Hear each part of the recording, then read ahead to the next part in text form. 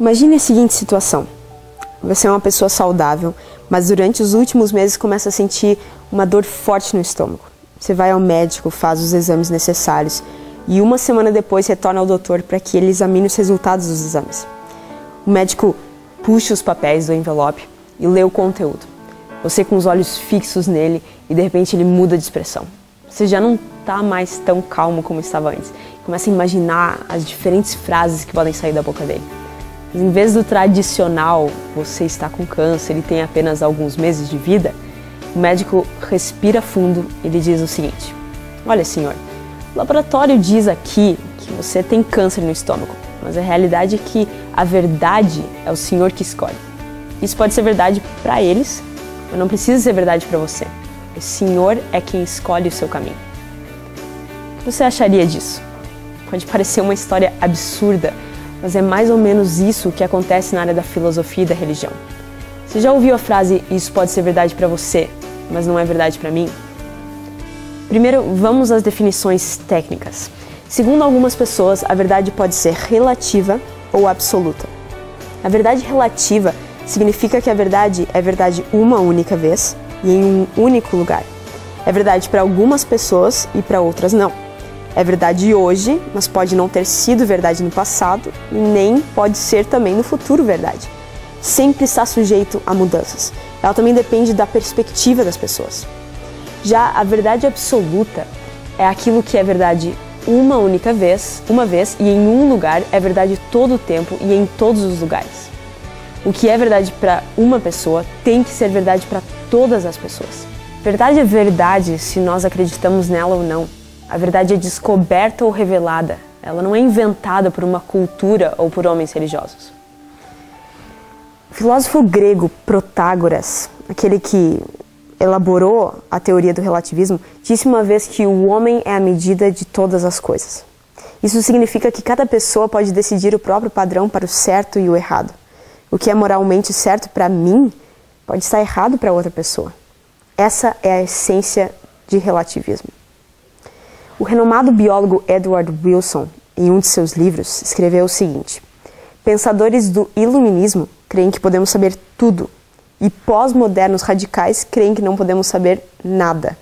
Sabe o que ele quis dizer com isso? Que tivemos dois extremos na história do conhecimento. Um deles, o iluminismo, afirmava que, pela ciência, podemos saber todas as coisas.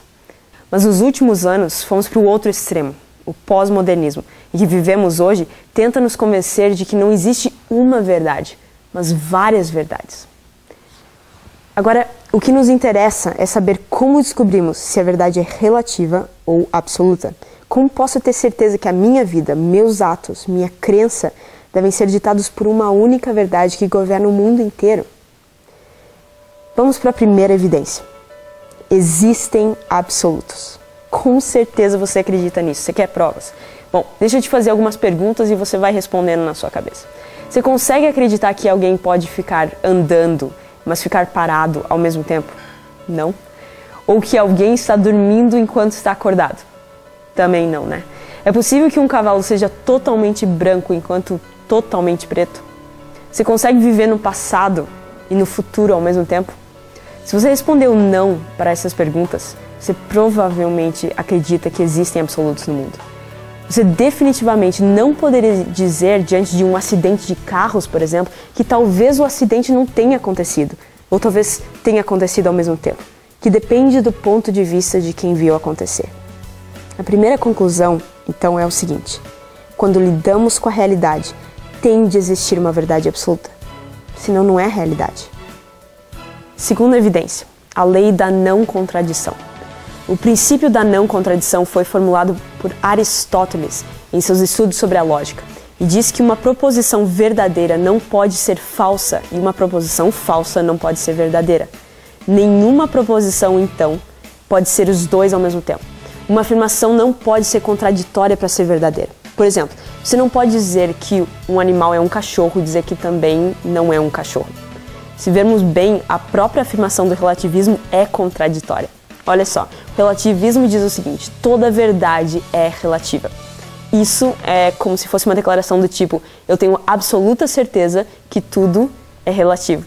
Na própria declaração, o relativismo já se contradiz porque tudo é relativo, menos a própria afirmação, que é absoluta. Porém, se você analisar a afirmação da verdade absoluta, isso já muda. Toda verdade é absoluta. Essa afirmação também é absoluta, por isso não tem problema nenhum. Rafael Lanzetti, em seu artigo Relativismo e a Crítica Literária, faz um comentário muito interessante a respeito de Protágoras, que foi o filósofo que criou a teoria relativista. Ele diz o seguinte: ora, Protágoras, ao criar tal teoria, criou juntamente com ela sua primeira contradição. Se o trabalho de Protágoras, enquanto filósofo sofista, era o de ensinar aos outros como convencer os demais de que o que diziam era verdade, como poderia afirmar ele que tudo em que o homem acredita é verdade para este? Ao perceber sua contradição, Protágoras foi obrigado a adaptar sua teoria, qualificando sua doutrina. Enquanto tudo em que alguém acredita é verdade, algumas coisas em que algumas pessoas acreditam são melhores que outras coisas em que outros acreditam. Mas Platão disse que essa qualificação mostra a inconsistência de toda a sua doutrina. O argumento básico de Platão se chama a virada de mesas. Se a maneira como as coisas parecem para mim, assim elas existem para mim, e se a maneira como as coisas parecem para ti, assim elas existem para ti, então parece a mim que toda a tua doutrina é falsa. Uma vez que a maneira com que as coisas parecem para mim é verdade, então deve ser verdade que Protágoras estava errado. Já que Protágoras afirmou que não existia nada falso, só a verdade para cada um, ele não pode dizer que o argumento de Platão seja falso. Então, a teoria de Protágoras é relativa também.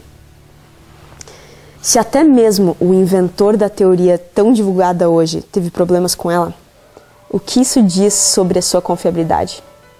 Então eu quero chegar à segunda conclusão agora.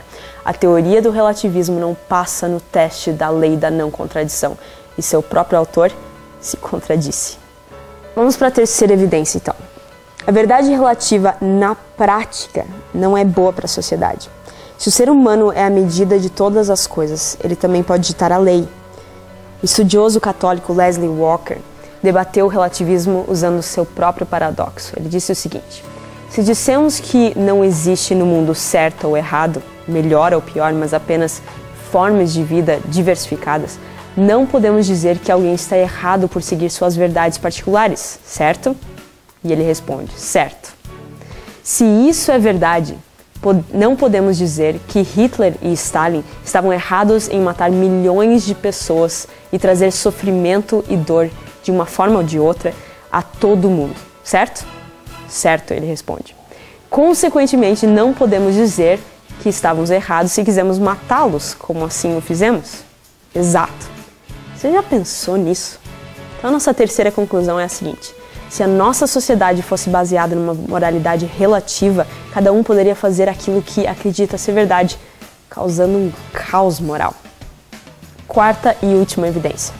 As afirmações religiosas também são não contraditórias. Muitos dizem que o problema da verdade relativa não está nas coisas corriqueiras do nosso dia a dia, ou nos fatos que a ciência comprova, mas que o problema está nas questões religiosas, como, por exemplo, a existência de Deus, a veracidade da Bíblia como escritura sagrada e citações de Jesus Cristo. A mentalidade pós-modernista, quando questionada sobre a religião, clama em uníssono: não existe uma só verdade e não existe um caminho verdadeiro. Todos os caminhos, todas as religiões e todos os livros sagrados nos levam a Deus, seja qual for esse Deus, e a uma verdade. Vamos analisar também essa afirmação de perto. Vimos antes que toda declaração feita tem que ser verdadeira ou falsa. Não existe alternativa além dessas. Qualquer afirmação que faz uma reivindicação de ser verdade, seja ela expressa em uma frase, elocução ou uma crença, é chamada de proposta. Frases sobre fatos expressam propostas. Propostas são ou verdadeiras ou falsas porque elas fazem reivindicações da verdade, estipulam o que é e o que não é. Escute essa citação de Aristóteles, mas presta muita atenção porque ela vai parecer complicada, mas ela não é. Ele diz o seguinte: dizer que é o que não é, ou que não é o que é falso, enquanto dizer o que é, e o que não é verdade, para que aquele que diz qualquer coisa que é ou que não é, vai dizer aquilo que é verdade e não o que é falso. Essa citação de Aristóteles inspirou até um grupo musical dos anos 1980 a escrever uma música que se chama O Quê?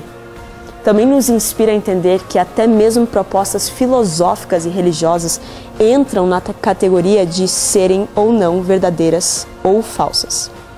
A quarta conclusão, então, é: a mesma regra da não contradição se aplica a declarações filosóficas e religiosas, porque elas se enquadram na definição de propostas. Ainda resta uma pergunta final.